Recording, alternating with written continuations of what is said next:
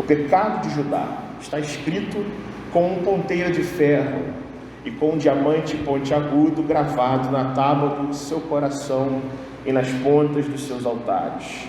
Seus filhos se lembram dos seus altares e dos seus postes ídolos, junto às árvores frondosas, sobre os altos outeiros.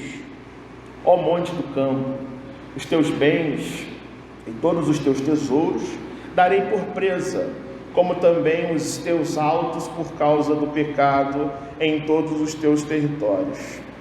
Assim, por ti mesmo te privarás da tua herança que te dei, e far-te-ei servir os teus inimigos na terra que não conheces, porque o fogo que acendeste na minha ira arderá para sempre. Assim diz o Senhor: maldito o homem que confia no homem, faz da carne mortal o seu braço e aparta o seu coração do Senhor. Porque será como o arbusto solitário no deserto, e não verá quando vier o bem, antes morará nos lugares secos do deserto, na terra salgada e inabitável.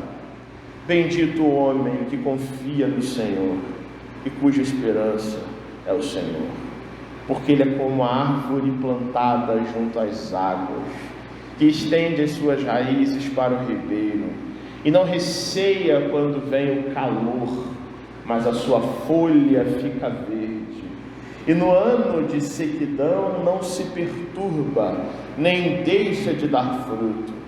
Enganoso é o coração, mais do que todas as coisas, desesperadamente corrupto. Quem o conhecerá?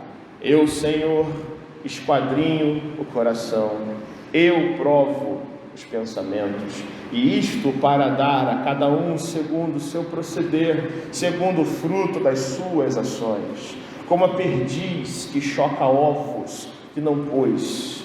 Assim é aquele que ajunta riquezas, mas não retamente, no meio de seus dias as deixará, e no seu fim será insensato. Louvado seja Deus.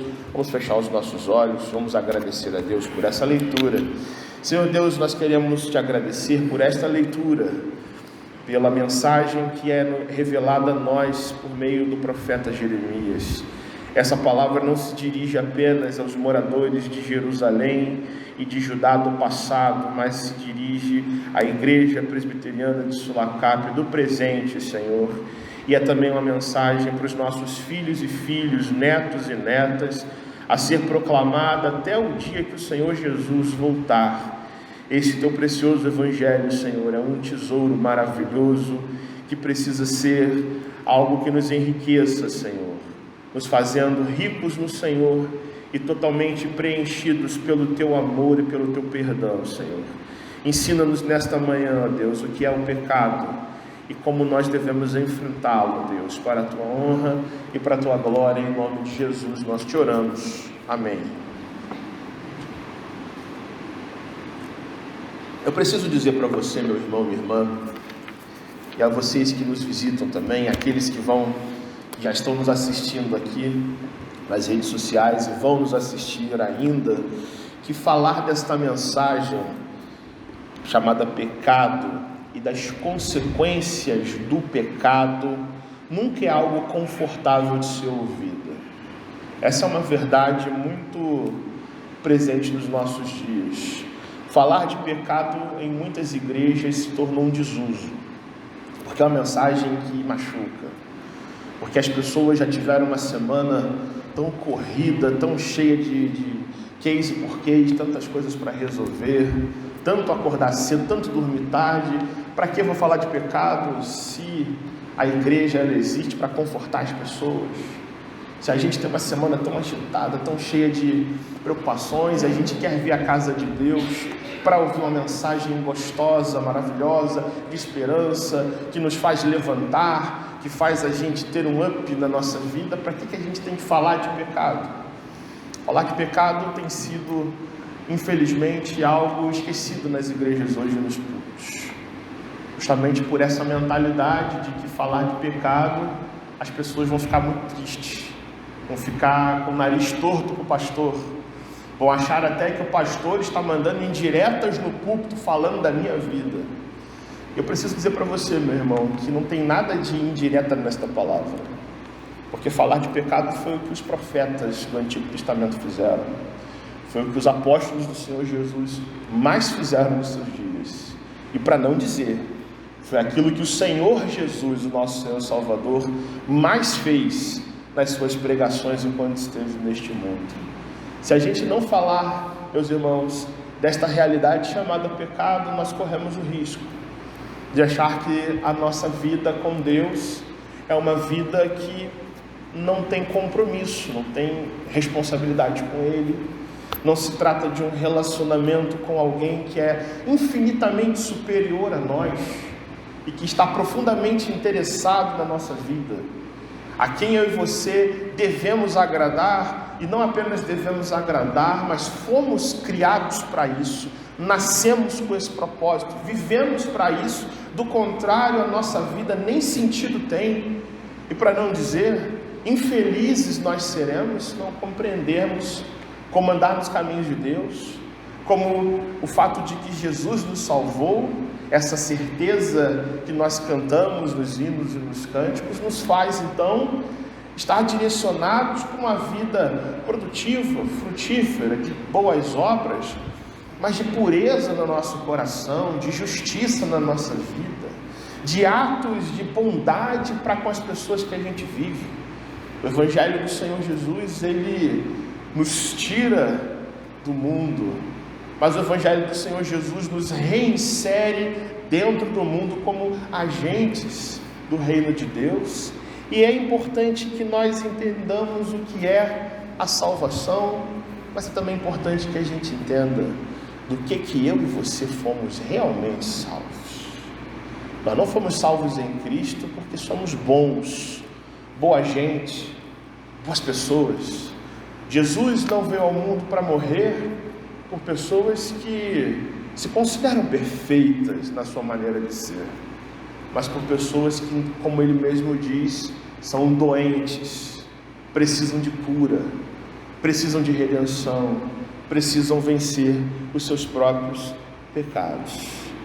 Essa é uma mensagem que se faz também presente em todos os 66 livros da Bíblia.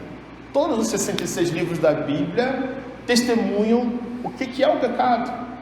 Fala da história de homens e mulheres que viveram enfrentando as suas crises, vivendo neste mundo desafiados na sua fé e tendo no seu coração uma necessidade de superar aquilo que eles mesmos são na sua vida. Toda a palavra de Deus, a mensagem da salvação, nos convence qual é o grande problema do ser humano. Qual é o grande problema da sua vida? Qual é o seu grande problema? E a Bíblia nos ensina que o nosso grande problema não é o nosso DNA, não são as nossas células, não é a nossa genética, não é o nosso sangue. O nosso maior problema não é a nossa criação familiar, não são os traumas de infância, não são as questões psicológicas. O nosso maior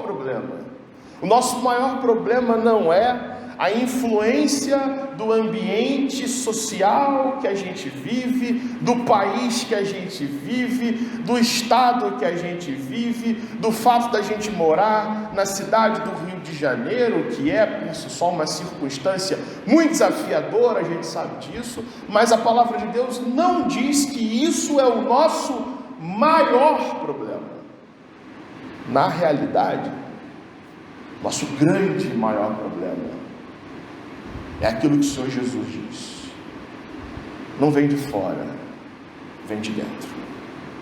O que contamina o homem não é aquilo que entra no homem, é aquilo que sai, é aquilo que procede do coração, é aquilo que procede da queda do homem.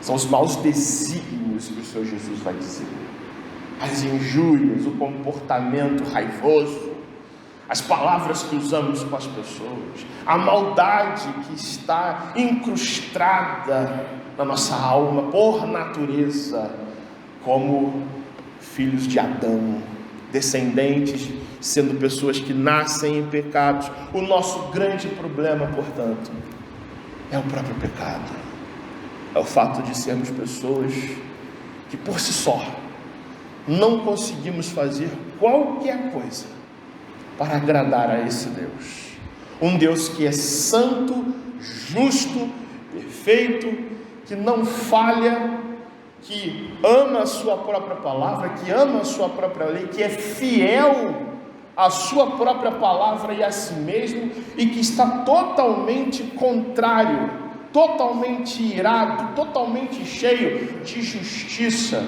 contra toda a iniquidade, contra todo o pecado, contra toda falta de conformidade com a sua santa lei.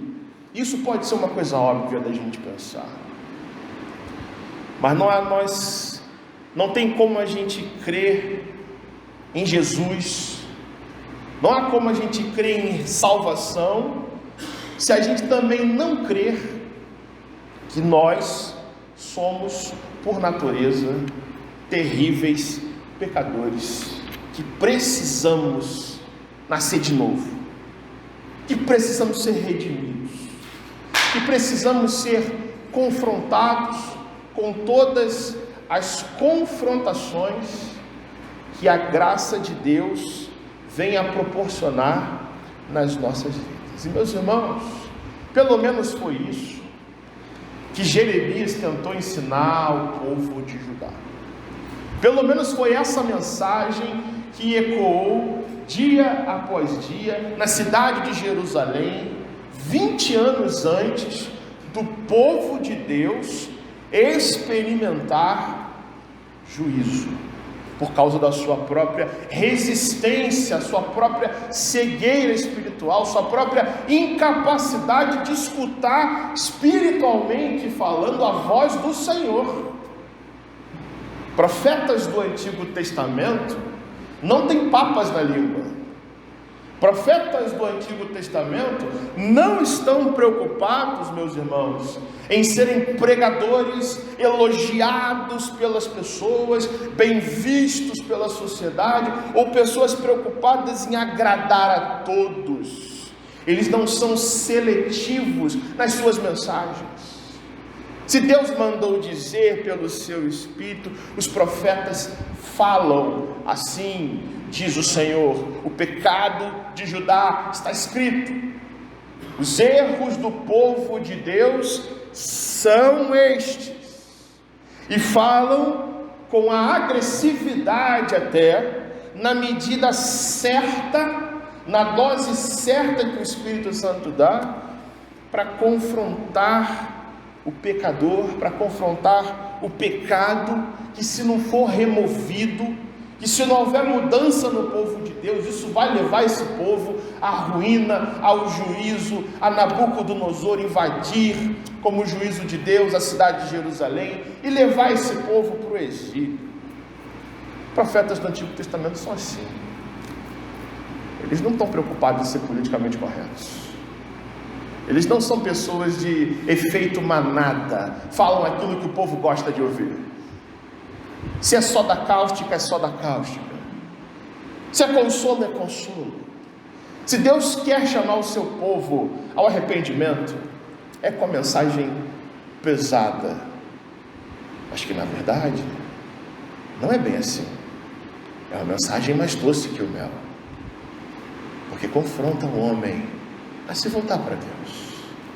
A cura do Senhor não é um remédio doce, é um remédio bem amargo, que faz com que o pecador olhe para o seu próprio coração e se veja arruinado por dentro, mas totalmente amparado pela graça desse Deus. Então Jeremias diz no versículo 1, que você está acompanhando aí na sua Bíblia comigo, que o pecado de Judá é tão grave, tão incrustado, tão arraigado no povo, que é como se ele fosse escrito. Ele usa uma linguagem simbólica como ponteiro de ferro, com diamante pontiagudo gravado na tábua do seu coração, nas pontas dos altares.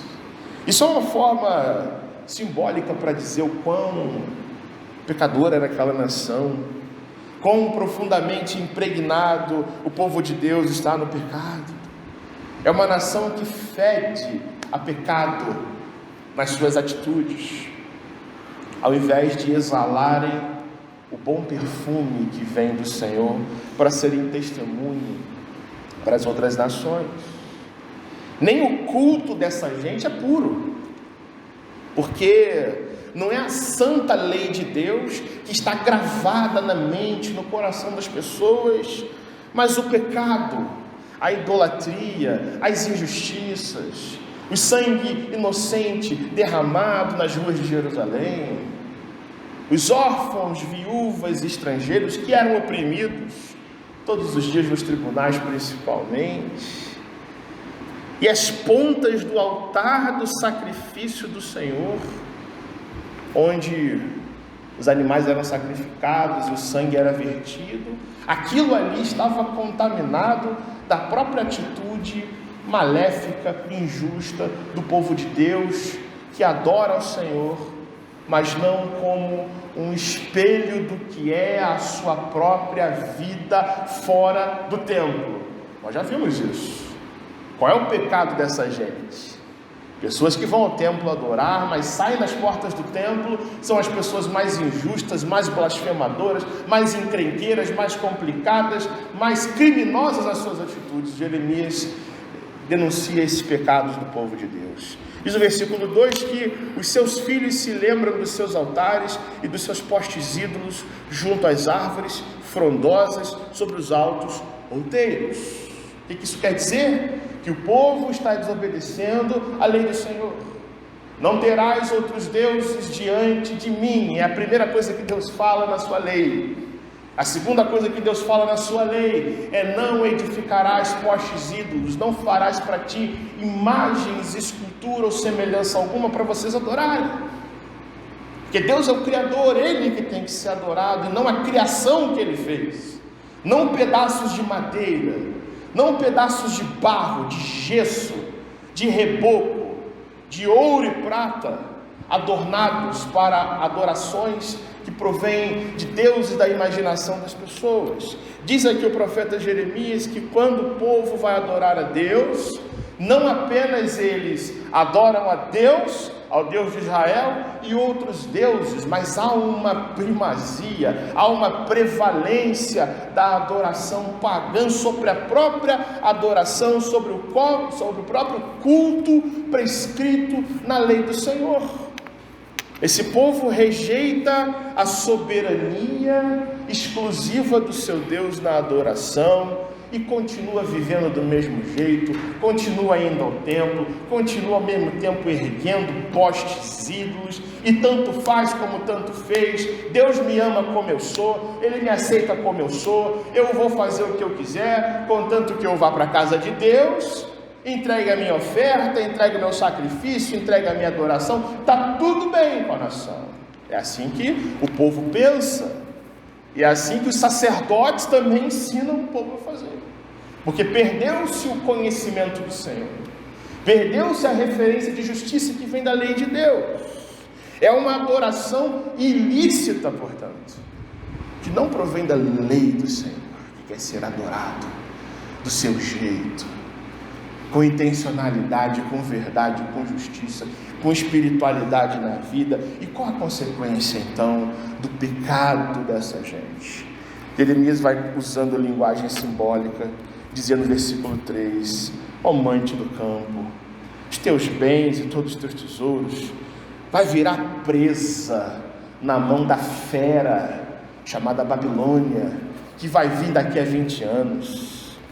Os teus altos que vocês estão erguendo aí da idolatria, isso aí não vai salvar vocês não, isso aí vai ser destruído, por causa da desobediência, da rebeldia, da irreverência de vocês, da idolatria.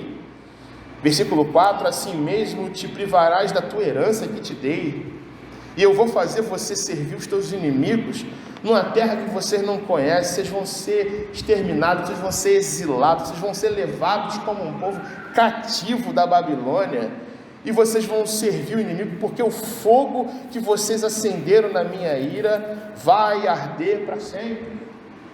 Falta 20 anos para o rei Nabucodonosor chegar em Jerusalém, chegar em Judá e levar esse povo que perderia, diz aqui o profeta, para a Babilônia todo o seu patrimônio, o templo, tudo aquilo que o povo angariou, conquistou, os territórios.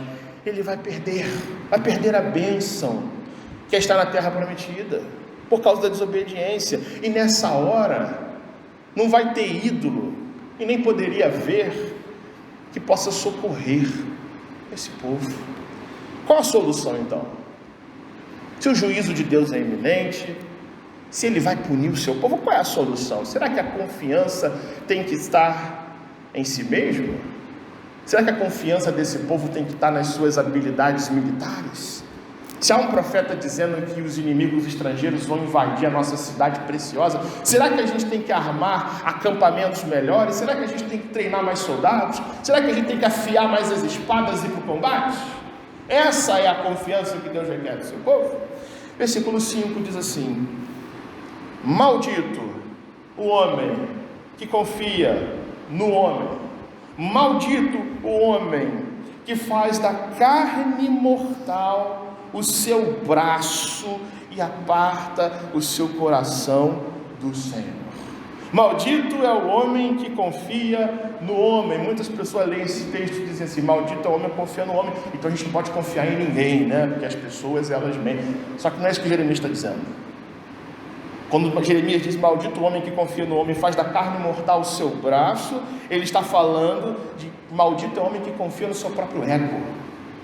Maldito é o homem que confia em si mesmo, na sua inteligência como fonte de solução para os problemas da sua vida, para o seu próprio pecado, na força do seu próprio braço, na sua saúde, na sua vitalidade, na sua gerência boa da vida, apartando-se de estar debaixo da soberania e da aliança que vem do Senhor. A solução não está no coração e no ego. E por isso o homem que age assim, que se afasta de Deus para fazer o que bem entende, em outras palavras é o que Jeremias está dizendo, é maldito. Versículo 6: pessoas que vivem assim é como um arbusto solitário no deserto, que não verá quando vier o bem, antes morará nos lugares secos do deserto, na terra salgada e inabitável. Como é que a vida de uma pessoa que confia somente no seu ego, deixando Deus de lado, é uma vida seca, uma vida árida, uma vida cansada, que não retém as chuvas de bênçãos do Senhor e, portanto, não dá fruto nenhum na sua vida. E, portanto, a única solução para esse povo pecador é não outra coisa, senão a confiança e ter a sua esperança no seu próprio Deus. Versículo 7 diz: bendito o homem que confia no Senhor. Bendito é o homem cuja esperança, olha só, é o Senhor, né? É o próprio Deus.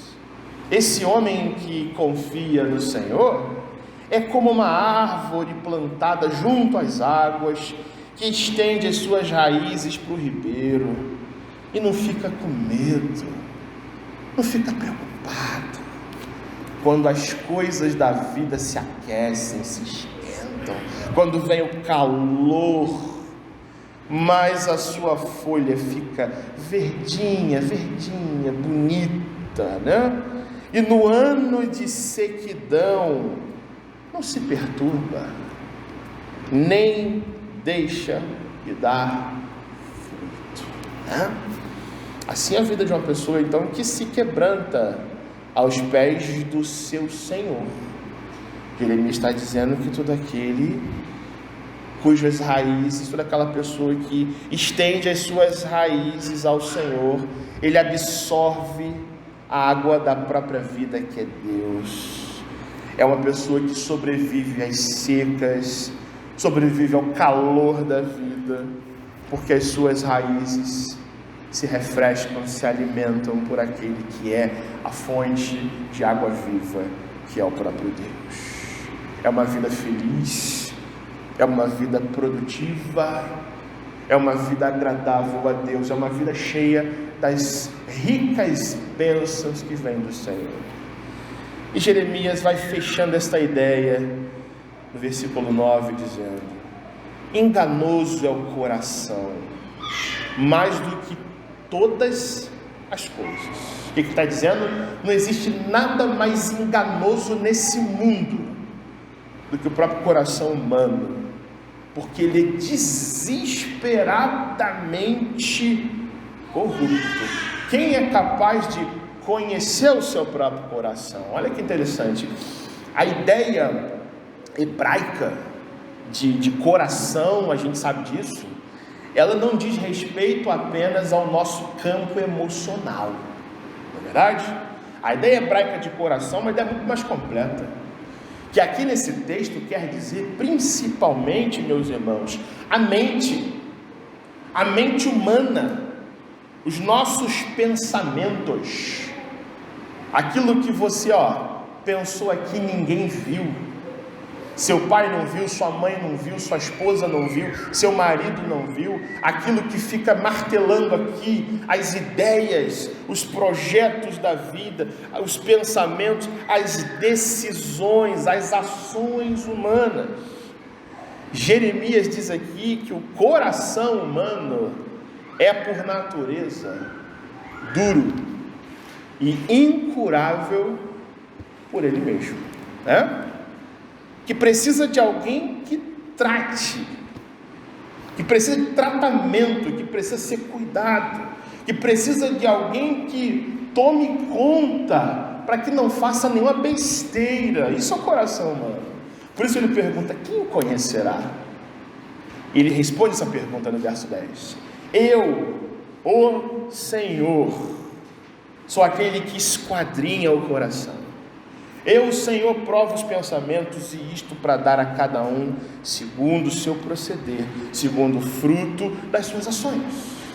Deus é aquele que investiga o coração humano, que conhece, meus irmãos, cada um dos nossos pensamentos, e que vai retribuir conforme a pureza ou não desse coração. Ele termina o texto com um provérbio. Versículo 11 é aqui uma fala proverbial, que traz ensinamento para nós. Ele diz no versículo 11: como a perdiz que choca ovos que não pôs, assim é aquele que ajunta riquezas, mas não retamente. No meio de seus dias as deixará, e no seu fim será insensato. O que ele quer dizer com isso, meus irmãos?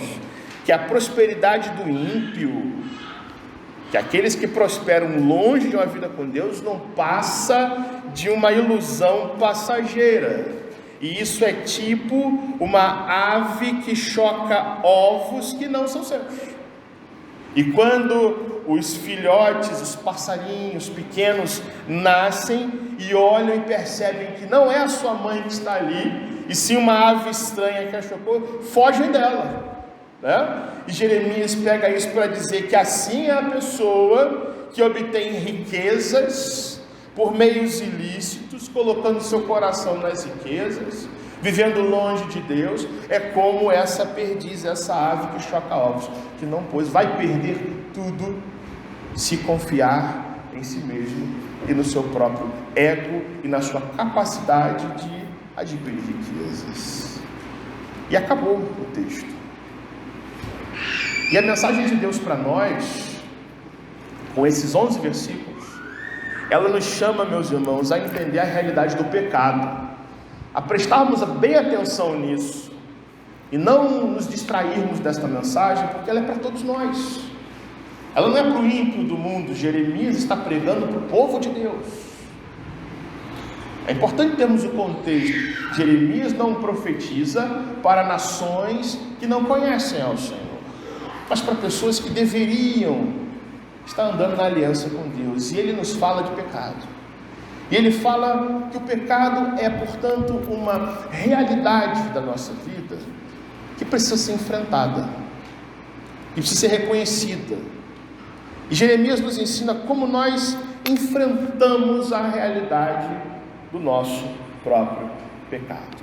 A primeira coisa, meus irmãos, que a gente precisa ter em mente para enfrentarmos a realidade séria que é o nosso pecado, é percebendo justamente isso, que o pecado é uma realidade séria, existente, que não pode ser desprezada por nós.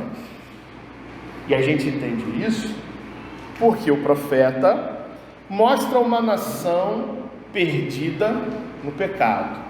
E quando ele usa nesse versículo 1 palavras como ponteiro de ferro, diamante pontiagudo, tábua do coração, isso nada mais é do que expressões para falar de pessoas, da vida de pessoas que deveriam ser exemplo para outras nações das virtudes que há no único Deus verdadeiro. Só que o povo de Judá, meus irmãos, é um povo que caminha não segundo a lei do Senhor, mas no caminho da idolatria, das injustiças, do que acha ser certo.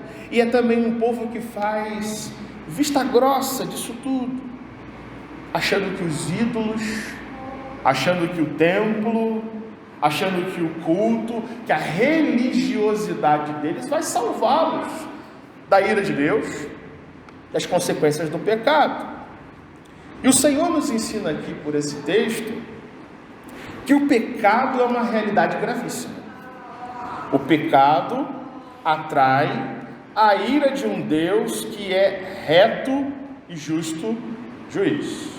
A leitura dos 4 primeiros versículos revela isso, que Deus não passa pano para o pecado, que Deus perdoa o pecado, mas Ele é um Deus justo também. E não existe, meus irmãos, essa história de que Deus odeia o pecado, mas Ele não julga o pecador.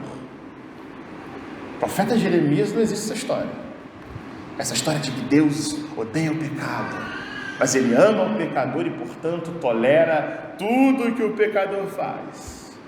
Quando Jeremias diz nos 4 primeiros versículos que o pecado de Judá é grave, que há idolatria e que ele vai, por causa do pecado, tirar tudo que esse povo tem, ele está revelando que Deus odeia e ele julga o pecador que insiste em viver resistente a ele no pecado.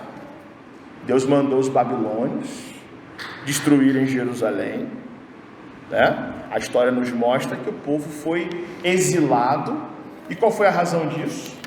O próprio pecado deles, né?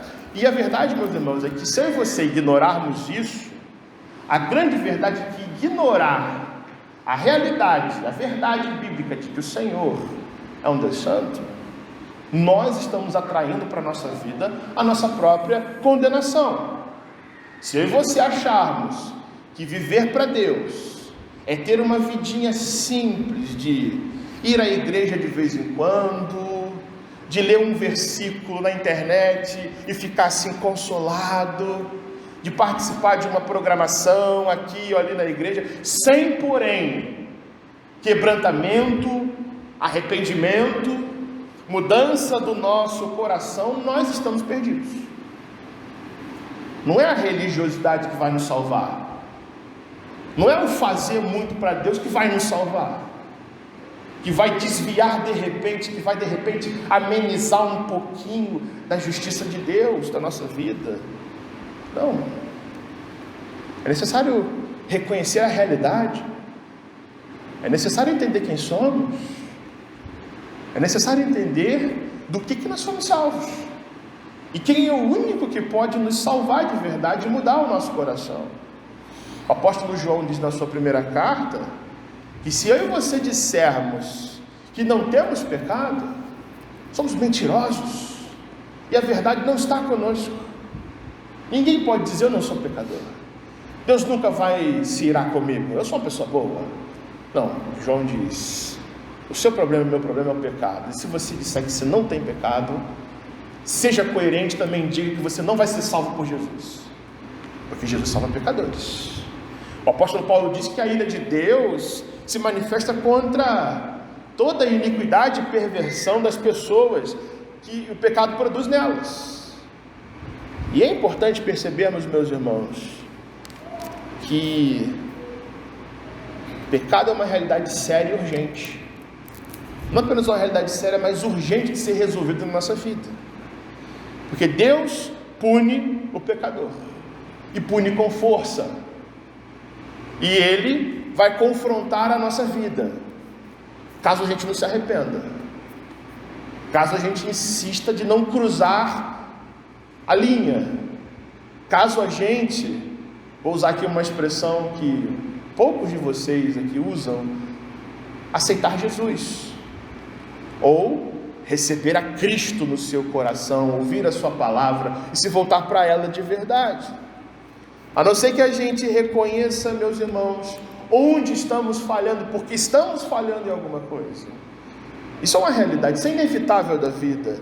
Mas a não ser que a gente reconheça, a gente perceba onde estamos tropeçando e nos entreguemos em espírito e em verdade àquele que morreu pelos nossos pecados, nos voltando para Jesus com confissão e com contrição, não há esperança para nós. Somente Cristo nos faz nascer de novo. Somente Ele nos dá, inclusive, as condições de olharmos para as nossas atitudes com olhos espirituais e questionarmos a nós mesmos e examinarmos quem somos, porque a gente não é tão bom quanto a gente supõe ser. A gente não é tão santinho quanto a gente acha que é, meus irmãos, nem mesmo pastor. Temos muitos pecados, temos muitas pendências, temos muitas realidades para serem resolvidas, e perceber onde estamos fracassando, onde estamos ficando frios com Deus, é o caminho que Deus quer que a gente trilhe para que a gente enfrente a realidade séria que é o pecado na nossa vida.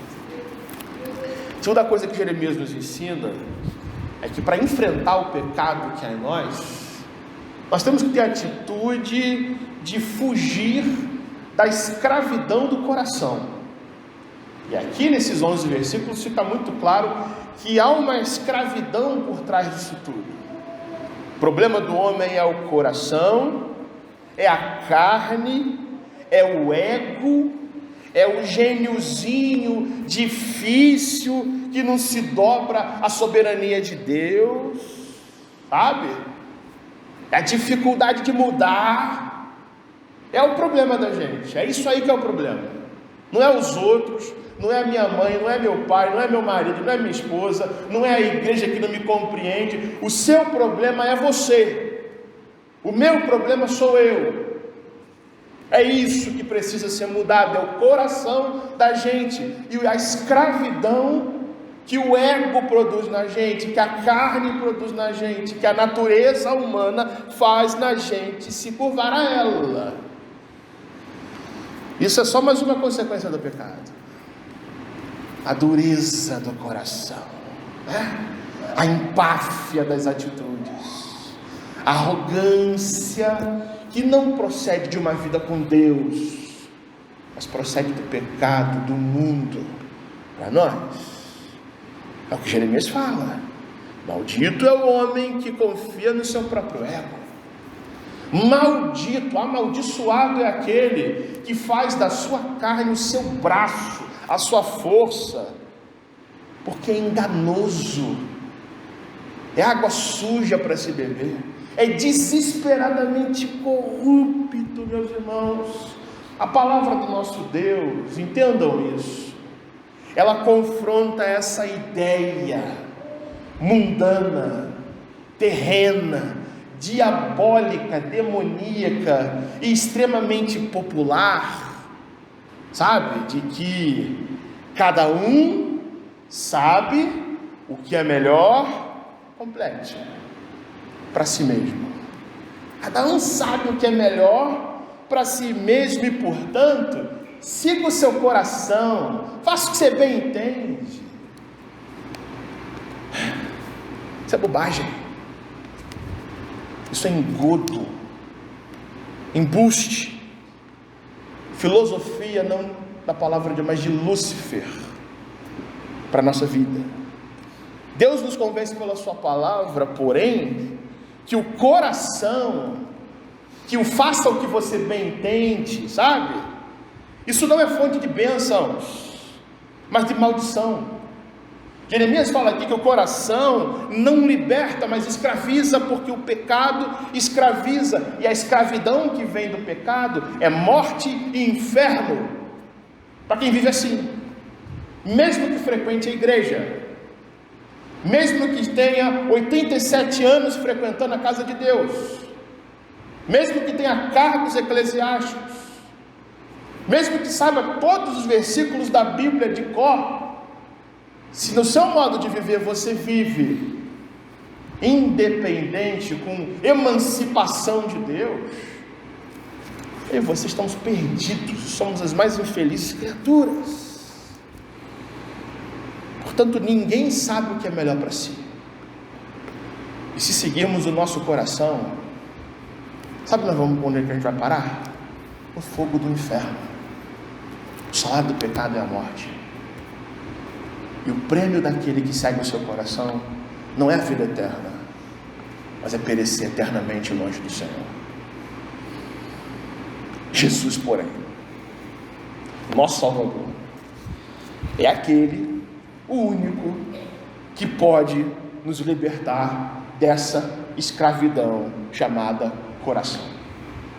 E todo aquele que se rende ao Filho de Deus, meus irmãos, nunca vai viver na sua vida como um arbusto seco no deserto, mas sim como um ramo daquele que é a videira verdadeira, que é o Senhor Jesus. Se Cristo é o seu Senhor e seu Salvador, meu irmão, em nome de Jesus, fuja dessa escravidão chamada coração, fuja desse domínio pecaminoso chamado ego. Por mais popular que isso seja, por mais libertador que isso pareça, faça o que você bem entende. Essa luz não é de Deus, é de Lúcifer para você. Apenas Jesus é aquele que convence a gente de que somos pecadores, que nos apresenta o caminho, a escapatória disso, como nós fugimos, como nós saímos da escravidão que vem do pecado, que vem do nosso coração. A gente tem que se render a Ele nessa manhã, a gente tem que se voltar para Jesus, compreender a sua graça, compreender o seu amor, compreender que o seu sangue vertido naquela cruz proporciona a todo aquele que crê essa libertação verdadeira para a glória do Senhor. Terceira coisa que Jeremias nos ensina nesse texto é que nós enfrentamos o nosso pecado dizendo ao nosso coração quem é o nosso Senhor. Primeiro a gente foge dessa escravidão. Cristo nos dá uma carta de alforria. Cristo nos puxa de dentro do pecado. Cristo nos faz perceber dependentes da sua graça. O Espírito Santo de Deus toca isso na gente. Mas uma vez que isso acontece, vem uma atitude da nossa parte, proporcionada pela graça de Deus, sim, mas é nós termos a atitude de dizer a nós mesmos que a nossa vida é dirigida não pela nossa vontade, mas pela vontade de Deus. Jeremias fala que a fonte de uma vida abençoada, a fonte de uma vida abençoada não são os ídolos, não é a mera religiosidade, não é a competência do ego humano, mas é o próprio Deus. Deus é aquele que esquadrinha o coração e por isso Ele tem que ser a nossa esperança. Não é o ego, não é o coração, não são as riquezas ilícitas, não é a filosofia de faça o que você bem entende, se o seu coração seja feliz. Não é isso que vai trazer a você salvação e bênção, mas sim o fato de você dizer que Deus é o Senhor da sua vida, de que a palavra do Senhor é o seu ideal de vida, que a santa lei do Senhor é o caminho que traz direção à sua vida, e de que Deus é quem manda em você. Meus irmãos, nós sempre temos um Senhor, isso é inevitável, nós sempre estamos obedecendo a alguém, sabe? Nós não temos o controle da nossa vida, por isso, ou Deus controla a nossa vida, ou o pecado vai nos controlar. Por exemplo, Jesus Cristo, nosso Senhor Salvador, disse que ninguém pode servir na sua vida a dois senhores. Ninguém pode servir a Deus e as riquezas. Ninguém pode servir a Deus e servir a si mesmo, o seu próprio ego. Ninguém pode servir a Deus agradavelmente e ao seu coração ao mesmo tempo. E uma das razões que faz, meus irmãos, com que a nossa vida não seja tão abençoada quanto poderia ser, meus irmãos, é justamente a falta desse senso de que Deus é o único Senhor a quem nós devemos nos curvar na vida. Infelizmente, a nossa geração hoje tem desaprendido essa realidade, que a nossa geração quer um Salvador, queremos salvação, queremos livramentos, queremos curas, queremos bênçãos, queremos que Deus faça isso, faça aquilo, mas eu pergunto para você, quando nós vamos querer mais humildade para nós? Quando nós vamos orar mais por quebrantamento nosso? Quando nós vamos clamar ao Senhor mais por crescimento da certeza de que Jesus é o único Senhor que pode governar o nosso coração? Quando nós faremos isso na nossa vida? A gente só vence o pecado se a gente confessar Jesus como nosso Senhor. Ele nos salvou, Ele nos faz nascer de novo, mas para vivermos não para nós mesmos, mas sim para aquele que por nós morreu e ressuscitou. Se você se entende pecador, portanto, você precisa se levantar com fé, e você precisa dizer ao seu coração, quem é que manda? Você precisa definir quem é o seu Senhor. Eu vou usar aqui a palavra que o profeta Elias disse para o povo de Israel, lá no Monte Carmelo, antes de descer o fogo do céu. Ele disse para o povo de Israel, escolha hoje a quem você quer servir. Se o Senhor é Deus, segui-o. Se o Senhor é Baal, siga Baal. Mas uma coisa que você não pode deixar de fazer é tomar uma decisão.